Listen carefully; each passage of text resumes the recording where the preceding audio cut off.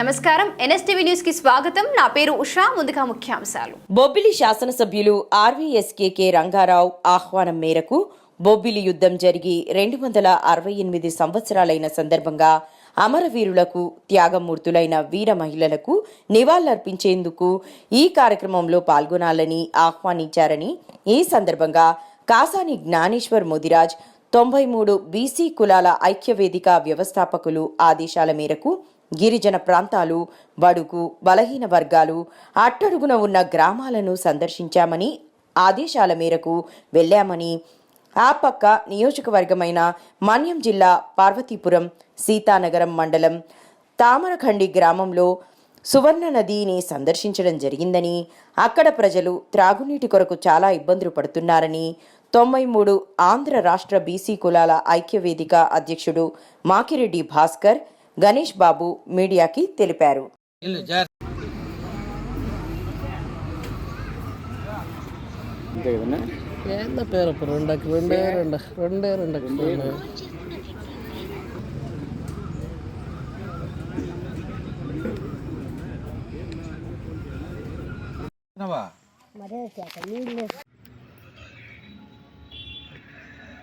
నా పేరు మాకిరెడ్డి భాస్కర్ గణేష్ బాబు. నేను ఆంధ్రప్రదేశ్ 93 బీసీ కులాల ఐక్యవేదిక రాష్ట్ర అధ్యక్షుడిగా పనిచేస్తున్నాను.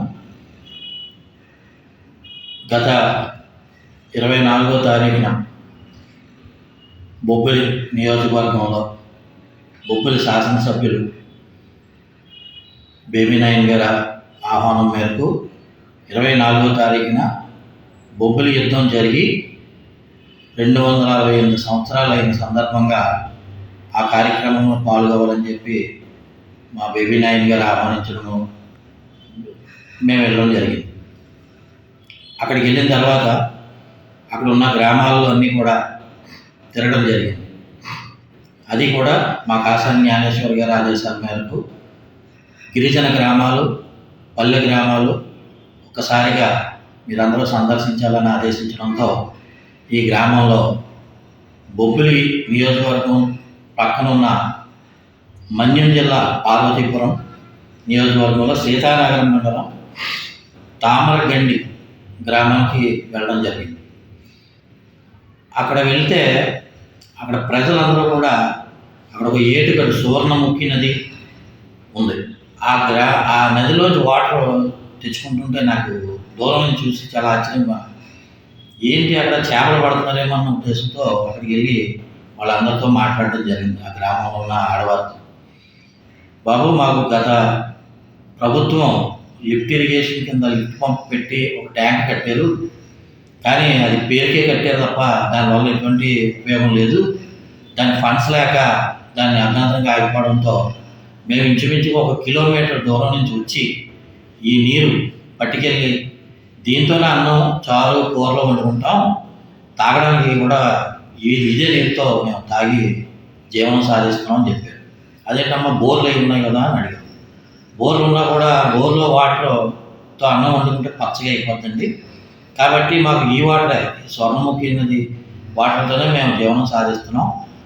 గత ప్రభుత్వం పట్టించుకోలేదు, కనీసం ఈ ప్రభుత్వం దృష్టికన్నా తమరు తీసుకెళ్లాలని నాకు చెప్పడం జరిగింది. అప్పుడు వెంటనే నేను మరి గ్రామ సర్పంచ్ దృష్టిలో పెట్టలేదమ్మా అంటే, అలాగే ఎమ్మెల్యే గారి దృష్టిలో పెట్టలేదంటే, ఎమ్మెల్యే గారు ఓట్ల ఎలక్షన్లో తప్ప మరి ఎప్పుడు కూడా రావడం లేదండి, మాకు కనిపించలేదు, కాబట్టి మరి గ్రామ సర్పంచ్ దగ్గరలో మీకు ఉంటాడు కాబట్టి ఆయనతో చెప్పారా అంటే చెప్పేవాడిని అన్నారు. అప్పుడు నేను అక్కడ ఉన్న గ్రామ పెద్దలతో అక్కడ రావులవారి గుడి దగ్గర అందరినీ పిలిపించి అక్కడ సర్పంచ్ గారిని కూడా పిలిపించడం జరిగింది. సర్పంచ్ గారు వెంకటనాయుడు గారు, ఆయన్ని అడగడం జరిగింది, ఏంటి పరిస్థితి, ఆడవారు చాలా ముసలివారు 2 బిందులు 3 బిందులు కాలువ గట్టు నుంచి పైకి ఎత్తుకి నడిచి రావాలంటే వాళ్ళకి ఎన్ని ప్రాబ్లమ్స్ ఉంటాయి, అనారోగ్య ప్రాబ్లమ్స్ అయ్యిందంటే, లేదు సార్ మాకు గత ప్రభుత్వంలో నిధులు రాక మొత్తం బిల్లులు రాక ఆ లిఫ్ట్ ఇరిగేషన్ అది ఆగిపోయింది, దానికి సంబంధించి పైపులన్నీ పాడైనాయి, ఈ లిఫ్ట్ ట్యాంక్ నుంచి లిఫ్ట్ చేసి ట్యాంక్ నుంచి 27 గ్రామాలకి వాటర్ వెళ్తుంది, అలాంటిది గత ప్రభుత్వం వల్ల ఏమీ చేయలేకపోయాం, ఫండ్స్ లేక బిల్లులు లేక, కాబట్టి తమల ద్వారాగా అయినా మేము ఎమ్మెల్యే గారితో చెప్పాం, మీరు కూడా కొంచెం చంద్రబాబు నాయుడు గారి దృష్టిలో మన సీఎం గారి దృష్టిలో పెడితే మాకు మేలు జరుగుతుందని చెప్పి కూడా అక్కడ సర్పంచ్ చెప్పడం జరిగింది. ఆయన అలా మాట్లాడడం కూడా జరిగింది. అయితే ఇప్పుడు ఈ సందర్భంగా ఈ మీడియా ద్వారాగా నేను కోరుకునేది ఏంటంటే, అక్కడ ఎమ్మెల్యే గారు బి విజయ్ చంద్ర గారు, ఆ ఎమ్మెల్యే గారికి ఈ మీడియా ద్వారాగా తెలియపరుస్తున్నది ఏంటంటే, అయ్యా మీరు ఓట్లు వేయించుకొని నెగ్గి అత్యధిక మెజార్టీతో నెగ్గారు, కానీ ఆ గ్రామాలు పార్వతీపురం నియోజకవర్గం అనేది పెద్ద స్మార్ట్ సిటీ ఏం కాదు, బడుగు బలహీన వర్గాలు ఉన్న నియోజకవర్గం, వాళ్ళకి జీవనోపాధి కావాల్సినవి ఏం కావాలో అవన్నీ కూడా మీరు దగ్గరుండి ఒక ప్రోగ్రామ్స్ పెట్టుకుని ప్రతి గ్రామానికి మీరు వెళ్ళి అడిగి వాళ్ళ కష్టాలు తీర్చే బాధ్యత మీకు ఉంది.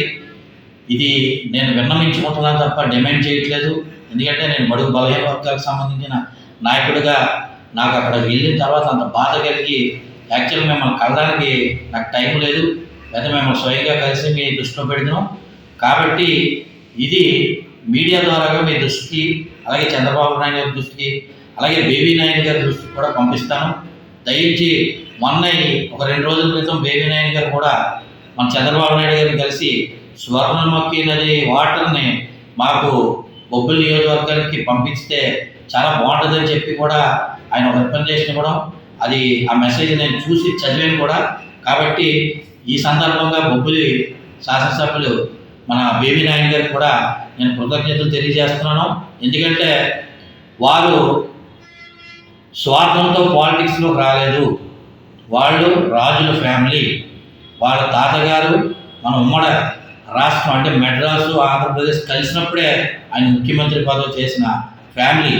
అలాంటిది స్వార్థం లేని ఫ్యామిలీ కాబట్టి బేబీ నాయుడు గారు కానీ సుజన్ రంగారావు గారు కానీ వీళ్ళు ఎవరైనా కూడా వీళ్ళు స్వార్థంతో వీళ్ళు రాజకీయంలోకి రాలేదు, ప్రజలకు సేవ చేస్తారనే ఉద్దేశంతో వారు మమ్మల్ని గౌరవించి అంత దూరం నుంచి పిలిచిన మేము ఎప్పుడు కూడా ఆయనకి సపోర్టివ్గానే ఉంటాం. కాబట్టి ఇది బేబీ నాయుడు గారి దృష్టిలో కూడా పెడుతున్నాం. బేబీ నాయుడు గారు కూడా చొరవ తీసుకుని మీరు కూడా ఆ గ్రామ ప్రజలకి న్యాయం చేస్తారని చెప్పి కోరి ప్రార్థిస్తూ సెలవు తీసుకుంటాం. ఈ వయసులో మా పిల్లలు మమ్మల్ని ఇంట్లో పడుకోబెట్టి